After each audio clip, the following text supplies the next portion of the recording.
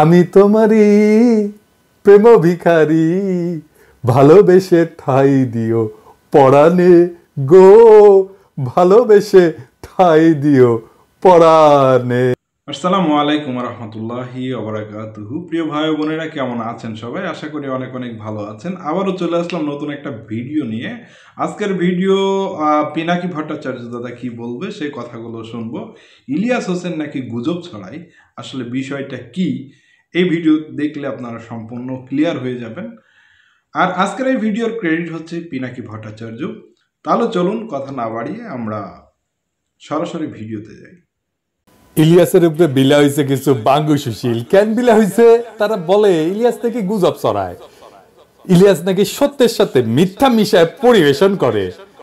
এই বিষয়টা আমরা আজকে বুঝে দেখবো সত্যি সত্যি ইলিয়াস সত্যের সাথে মিথ্যা মিশায় পরিবেশন করে কিনা। তার পাশাপাশি ওই যে যেটা কয় না বিলো দ্য বেল্ট, সেই খেলা শুরু করেছে। কইতেছে ইলিয়াস নাকি মিলিয়ন মিলিয়ন ডলার ইনকাম করে। উরে বাবা, ভিডিওর ভিউ থেকে সোশ্যাল ব্লেড নামে একটা সাইট আছে, উঠে গেলে দেখবেন যে এই কোন সাইট কোন ইউটিউব চ্যানেলের কেমন ইনকাম হবার পারে, এটা একটা ধারণা দেওয়ার চেষ্টা করে। ওইটা দেখে বাঙ্গুলিটা ভাবিছে বা এটা চমৎকার জায়গা পেয়েছি তো, বিশাল প্রচুর জ্ঞান আহরণ করিচ্ছি তো।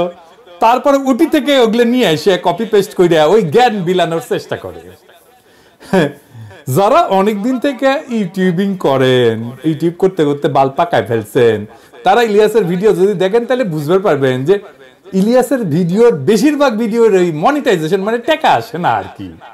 এইটা শুধু ইলিয়াস না, সারা দুনিয়া যারা অ্যাক্টিভিজম করে তাদের জন্য এটা একটা বড় সমস্যা। কারণ তাদের ভিডিওতে ভায়োলেন্স থাকে, ভায়োলেন্ট ছবি থাকে, ভায়োলেন্ট ক্লিপ থাকে। এইসব থাকলে যারা ইউটিউবে বিজ্ঞাপন দেয় না পণ্যের, ওইরা বিজ্ঞাপন দিতে রাজি হয় না। ওদের একটা স্ট্যান্ডার্ড আছে, কমিউনিটি স্ট্যান্ডার্ড। ওইটার মধ্যে ভায়োলেন্ট ছবি, রক্তপাত ইত্যাদি ইত্যাদি এইসব থাকলে ভিডিও মনিটাইজেশন করা যায় না। এটা ছাড়াও ওই দেখেন পুলিশ মার্চ করিচ্ছে, মারিচ্ছে, এই সমস্ত জিনিস থাকলে, মিলিটারি মার্চ করিচ্ছে, রক্তপাত হচ্ছে, এইরকম জিনিস থাকলে কখনোই ওই ভিডিও মনিটাইজেশন করা যায় না। এটা ছাড়াও আরো সমস্যা আছে, সেটা হইতেছে পলিটিক্যাল ভিডিওতে রিপোর্ট হয়, প্রচুর রিপোর্ট হয়। অনেক বেশি যদি রিপোর্ট হয় তাহলে মনিটাইজেশন অফ হয়ে যায়।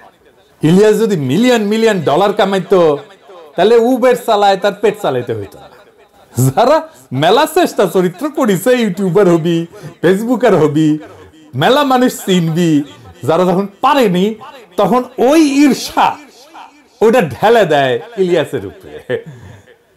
আপনি চিন্তা করেন, যে ছেলেটা সারাদিন আসে উবের চালায় নিজের পেট চালানোর জন্য, কতখানি নির্মম, কতখানি অসংবেদনশীল হইলে, কতখানি প্রতিহিংসা পরায়ণ হইলে এইরকম একটা অপবাদ দেয় একজন অ্যাক্টিভিস্টকে। ইলিয়াসের হয়তো সীমাবদ্ধতা আছে, সবারই আছে, আমারও আছে, কিন্তু বাংলাদেশের প্রশ্নে, বাংলাদেশের স্বার্থের প্রশ্নে, বাংলাদেশের জাতীয় স্বার্থের প্রশ্নে ইলিয়াস কখনো কোথাও কাউকে ছাড় দেবে না। ইলিয়াস ব্যক্তিগত লাভের জন্য দেশের স্বার্থকে কোনোদিন বিকায় দেবে না, এটা বিক্রি করবে না। এই জন্যই দেশের মানুষের অকাতর ভালোবাসা পাইছে। দেশের মানুষ না যখন কাউরে ভালোবাসে এমনি এমনি ভালোবাসে না, সে বুঝে যে কারে ভালোবাসা যায় আর কারে যায় না। অবাক ব্যাপার হইতেছে কি, যারা একসময় ইলিয়াসের ভিডিও প্রশংসা করেছিল এখনই তারা উচ্চ কণ্ঠে সমালোচনা করছে। যাই হোক, আসেন আমরা দেখি ইলিয়াসের ভিডিও নিয়ে কথা বলি। আমি আসলে ভিডিওর কন্টেন্ট নিয়ে কথা বলবো। আমি দেখব যে এই যে গুজব টুজব বলতেছে, সত্য মিথ্যা মিশানো বলতেছে, ওই বিষয়টাই দেখবো। আসলে আমরা আসলে দেখি সত্য কারে বলে। দেখেন, আমরা যদি ধর্মের দিক থেকে দেখি তাইলে সত্য কই থাকে?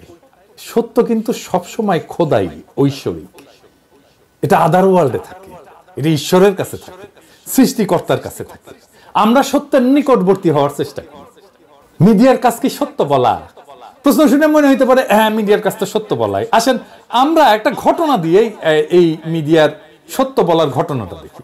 ওই যে প্রথম আলোর সামনে যে জিয়াফতের ঘটনা ঘটেছিল না, জিয়াফতের দিন কি করেছিল? পুলিশ পিটাইছিল, তাই না? বিনা উস্কানিতে আলো নিভাই দিয়া সবাই রে পিটায় সরাই দিছিল, লাঠিচার্জ কইরা। কিন্তু ওই ঘটনাটা প্রথম আলো কিভাবে লিখলো যারা ওইখানে জিয়াফত করতে গেছিল তারাই বিশৃঙ্খলা করেছে, তাই না? বিশৃঙ্খলা কে করলো? যারা জিয়াফত করতে গেছিল, যারা মাইর খেলো, তারাই নাকি বিশৃঙ্খলা করছিল। স্পষ্ট ভিডিও ফুটেজ আছে, আমি দেখাইছি, আজ আর দেখাইলাম না। দেখেছেন তো আলো নিভাই দিয়ে খুব শান্ত, বিনা উস্কানিতে যে জমায়েত, তার উপরে লাঠিচার্জ শুরু করলো বিনা কারণে। ওইখানে আলো নিভাইছে পুলিশ, কখনো ওখানে আলো নিভানো হয় না। তার মানে পুলিশ জানতো, প্রস্তুতি নিছে যে তা মারবে, তারপরে বিনা উস্কানিতে ঝাঁপায় পড়ছে। শুধু যে ঝাঁপায় পড়ছে তাই না, একজন অ্যাক্টিভিস্টকে ধইরা প্রথম আলো অফিসের মধ্যে ধরে নিয়ে গেছে, ওইখানে বিভৎসভাবে নির্যাতন করছে। প্রথম আলো নিউজে ওইগুলো আছে যে আলো নিভাই দেওয়া হয়েছিল, বিনা উস্কানিতে মারপিট করা হয়েছে, একজনকে প্রথম আলোর অফিসে নিয়ে যায় মারপিট করা হয়েছে, আছে? নাই। তার মানে প্রথম আলো ঘটনার একটা দৃষ্টিকোণ থেকে, তাদের দৃষ্টিকোণ থেকে সংবাদ হিসেবে উপস্থাপন করছে। প্রথম আলোর উল্টা পাশের অংশ যারা, মানে আমরা, তাদের কণ্ঠস্বরকে স্তব্ধ করে দিছে। সত্যটা কি? আমরা যেটা বলছি সেটা নাকি প্রথম আলো যেটা বলছে সেটা? সম্ভবত এই ঘটনার আরো অনেক দৃষ্টিকোণ আছে, কারণ আমরা দুইটা পক্ষ, প্রথম আলো এবং আমরা। প্রথম আলো একটা পক্ষ, আমরা আর একটা পক্ষ। তাহলে একটা তৃতীয় নিরপেক্ষ বা অন্য আর একটা পক্ষ, আরো 3-4টা পক্ষ থাকতে পারে। সবগুলো দৃষ্টিকোণ কি একটা সংবাদ মাধ্যম প্রকাশ করে? করে না। সে করে তার জন্য যেটা সবচেয়ে সুবিধাজনক সেটা প্রকাশ করে। মিডিয়া যা প্রকাশ করে সেটা ঘটনার প্রতিক্রিয়া প্রকাশ করে, ঘটনা না। আসল ঘটনাকে সে পুনর্নির্মাণ করে, বানায়। সে পুনর্নির্মিত ঘটনাকে একটা ঘটনা হিসাবে প্রচার করে, এবং এই ঘটনার বাইরে যেগুলো, সেগুলো হয়ে যায় গুজব। আমি একটা এক্সাম্পল দিই। মানবতা বিরোধী অপরাধের আদালতে সংবাদপত্রে প্রকাশিত সংবাদকে সাক্ষ্য হিসেবে ধরা হয়েছিল। দুনিয়ার সব সাক্ষ্য আইনকে বুড়া আঙুল দেখায় সংবাদপত্রে প্রকাশিত সংবাদকে সাক্ষ্য হিসেবে ধরা হয়েছিল। আমরা বলছিলাম এইটা হইতে পারে না, এটা অন্যায়, এটা অপরাধ, এইভাবে সংবাদপত্রে প্রকাশিত সংবাদকে সাক্ষ্য হিসেবে ধরা যায় না। সংবাদপত্রে যদি সত্য কথাই লেখা থাকে, তাহলে তাকে সাক্ষ্য হিসেবে ধরতে অসুবিধা কোথায়? অসুবিধা এইখানেই, সংবাদপত্রে সত্য কথা লেখা থাকে না, লেখা থাকে একটা দৃষ্টিকোণ। আসলে ক্ষমতা সংবাদ তৈরি করে, ঘটনাকে পুনর্নির্মাণ করে, তার বয়ানের বাইরে সে যেটা বলতে চায় সেটার বাইরে যেটা, সেটাকে সে গুজব বলে উড়ায় দেয়। সে নিজের বয়ানকে সত্য বলে দাবি করে, আর বয়ানের বাইরে যেটা, সেটা হইতেছে গুজব। এবার বুঝছেন তো? আমারও তো বলে গুজববাজ, আমি তো পত্রিকার নিউজ টিউজ রেফারেন্স দেখাই, তারপরেও আমি নাকি গুজব ছড়াই। তার মানে গুজব হইতেছে তার বয়ানের বাইরে যেটা, তার বিশ্বাসের বাইরে যেটা, সেটাই গুজব। কিন্তু ধরেন মিডিয়া যেটা প্রকাশ করে, অথবা যেটাকে তারা গুজব বলে দাবি করে, এটা কিন্তু সত্য বা মিথ্যার বিষয় না। এই দুটেই হইতেছে পারসেপশন। এটাকে বলা যাইতে পারে ধারণা। কোন কোন পারসেপশন, কোন কোন ধারণাকে লোকে বিশ্বাস করে, এটাকে বিশ্বাসযোগ্য বলে মনে করে। এমনকি এইরকম ধারণা যে ক্ষমতার গদিকেও কাঁপায় দিতে পারে। আপনি যেটাকে বিশ্বাসযোগ্য বলে ভাববেন, সেটা কিছু পূর্ব শর্ত আছে, সেই পূর্ব শর্তগুলো পুরো হইলে বিশ্বাস পোক্ত হয়। আমি একটা এক্সাম্পল দিই। ধরেন র‍্যাব কইতেছে যে হেলিকপ্টার থেকে হয় নাই, কিন্তু আমরা জানি, আমরা বিশ্বাস করি হেলিকপ্টার থেকে। তার মানে বুঝছেন তো, আমরা যেটা মনে করতেছি এটা বিশ্বাসযোগ্য। ধরেন গার্মেন্টসের কোন শ্রমিকের উপরে বা বাসায় কাজের মেয়ে, কাজের ছেলের উপরে যে টর্চার হয়, এই ঘটনাগুলো খুবই বিশ্বাসযোগ্য ঘটনা। 1857 সালে সিপাহী বিপ্লব হয়েছিল, ওইখানে রটনা হয়েছিল যে ওই যে কার্তুজের মধ্যে শূকর আর গরুর চর্বি একসাথে মিশায় দেওয়া হয়েছে, এবং কার্তুজটা মুখ দিয়ে কাটতে হইতো। ওটা একটা বিশ্বাসযোগ্য বিষয় ছিল। এই যে পারসেপশন বা জনতার মধ্যে যে ধারণা, বিশ্বাসযোগ্য ধারণা তৈরি হয়, এইটাকে নিয়ন্ত্রণ করার জন্যই মিডিয়ার জন্ম। মিডিয়া মানেই জনতার পারসেপশন বা ধারণাকে নিয়ন্ত্রণ করা। মিডিয়া মানেই একটা প্রোপাগান্ডার মেশিন। মিডিয়া কোন একটা পারসেপশন বা ধারণাকে সত্য বলে দাবি কইরা রটাইতে থাকে। এখন ক্ষমতার কি দরকার? এই পারসেপশনটাকে কন্ট্রোল করা দরকার তো, কারণ আমরা দেখতেছি যে এই পারসেপশন গুলো ক্ষমতার গদিকেও কাঁপায় দিতে পারে। তাহলে ক্ষমতার যেটা দরকার সেটা হইতেছে কতগুলো ঘটনাকে বানানো হিসাবে, আর কতগুলো বানানোর জিনিসকে ঘটনা হিসেবে রটনা করা। তার মানে সে ঘটনাকে গুজব বলবে এবং বানানো জিনিসকে ঘটনা হিসেবে রটনা করবে। বুঝছেন? এই যে মিডিয়া, প্রথম আলো, ডেইলি স্টার, যা যা আছে, এই সমস্ত ফর্মাল মিডিয়া, এইটার পারপাস বা উদ্দেশ্য একটাই, সত্য বা মিছা বা গুজব নাম দিয়ে এই কাজটাই করে। তাহলে পাওয়ার বা ক্ষমতা কেন পারসেপশনকে বা ধারণাকে এত ভয় পায়? কারণ পাওয়ার সবসময় ভায়োলেন্ট, এটা সবসময় সহিংস। তো ঘটনা যদি নাও থাকে, বানায় বানায় কইলেও লোকে বিশ্বাস করে প্রায়। তার মানে এই যে প্রি কন্ডিশন হচ্ছে যে ক্ষমতা সবসময় সহিংস, পূর্ব শর্ত হচ্ছে সহিংস, তাই সে সহিংসতা যদি নাও করে, যদি কেউ বানাও বলে যে মারছে এটা পুলিশ আমারে, এটা বিশ্বাস করে ফেলবে মানুষ। মানুষের জ্ঞানের শুরু কই থেকে? আন্দাজ থেকে, অনুমান থেকে। আমরা বিজ্ঞানের ভাষায় বলি হাইপোথিসিস। হাইপোথিসিসকে প্রমাণ করে বা অপ্রমাণ করে জ্ঞান অগ্রসর হয়। মানুষের হুশ, কালচার, তার এলেমের গোড়া হচ্ছে আন্দাজ বা অনুমান। যে আন্দাজ করে না সে বেহুশ। ক্ষমতা আপনার আন্দাজের ক্ষমতাকে নাম দিবে গুজব, কিন্তু আন্দাজ করাটা আপনার হক, আপনার অধিকার। ক্ষমতার দাবরা নিতে হয়তো জাহির করতে পারবেন না আপনার আন্দাজ, কিন্তু আপনার আন্দাজের হক নাই এইটা মনের ভিতরে কখনো মাইনা নেবেন। গায়ের জোরে হয়তো লাগতে না পেরে পিছিয়ে আসবেন, কিন্তু বেহুশ হইয়েন না কখনো। মনে রাখবেন আন্দাজ করা আপনার হক। ইলিয়াস যা করে সেটা কি গুজব? ইলিয়াস তার যে ভিডিওগুলা করে, এই ভিডিও কোন ক্যাটাগরির ভিডিও বলেন তো? কোন টাইপের? এইটা যারা ইলিয়াসের সমালোচনা করে তারা কি কখনো দেখছে? ইলিয়াস করে এক্সপ্লোরেটরি ডকুমেন্টারি। এক্সপ্লোরেটরি ডকুমেন্টারিটা আসলে কি? আসেন এটা বুঝে দেখি। এক্সপ্লোরেটরি ডকুমেন্টারি শিরোনাম ব্যবহার করা হয় যখন কোনো ডকুমেন্টারি একটা বিষয় অনুসন্ধান করে এবং প্রমাণ সংগ্রহের পাশাপাশি সম্ভাব্য ধারণা বা অনুমান তুলে ধরে। ইলিয়াস এটা লিখে দেয় তার প্রত্যেকটা এপিসোডের সামনে। তার মানে ভিডিওতে সত্য এবং প্রমাণের পাশাপাশি সে অনুমানও তুলে ধরে। তাহলে সমালোচনা কেন? কেন বলা হয় ইলিয়াস গুজব ছড়ায়, সত্যের সাথে মিথ্যা মেশায়? কারণ ইলিয়াস ক্ষমতার বানানো ঘটনাকে পুরা ঘটনা বলে, সত্য ঘটনা বলে মানতে নারাজ। সে বেহুশ হয় নাই, সে তার হুশ ধইরা রাখছে। যেই ঘটনা ঘটছে তার ভিন্ন ব্যাখ্যা, ভিন্ন বয়ান কইরা সে বলতে চায় ক্ষমতা যেটা বলতে চায় না। ক্ষমতা যেটা বলতে চায় তার চাইতে ভিন্ন বয়ান ইলিয়াস দেয়। বিলিভেবল বয়ান, বিশ্বাসযোগ্য বয়ান ইলিয়াস দেয়। আসিফ নজরুল ক্ষমতা বানলো, ইলিয়াসের ভিডিওতে বিপর্যস্ত হয়েছে এবং হইতেছে। কারণ ক্ষমতা যে বয়ানটা বিশ্বাস করাইতে চায় সেইটা ধাক্কা খাইছে। সেই জন্য ক্ষমতার আশেপাশে থাকা বা যারা ক্ষমতায় যাইতে চায় তারা ইলিয়াসের উপরে ঝাঁপায় পড়ছে। আরে সর্বনাশ, বিপজ্জনক লোক, এরা তো থামাইতে হবে। আসিফ নজরুল আরো বিপর্যস্ত হবে, ওয়েট করেন। কারণটা হইতেছে আসিফ নজরুল বিপ্লবোত্তর ক্ষমতাকে সামরিক বেসামরিক এলিটদের হাতে তুলে দিছে। তাকে দৌড়ের উপরে রাখা আমাদের কর্তব্য। অনেকে আমারে বলেন যে আপনি বিএনপির পিছে কেন লাগিয়েছেন? আমি বিএনপির পিছে লাগি না।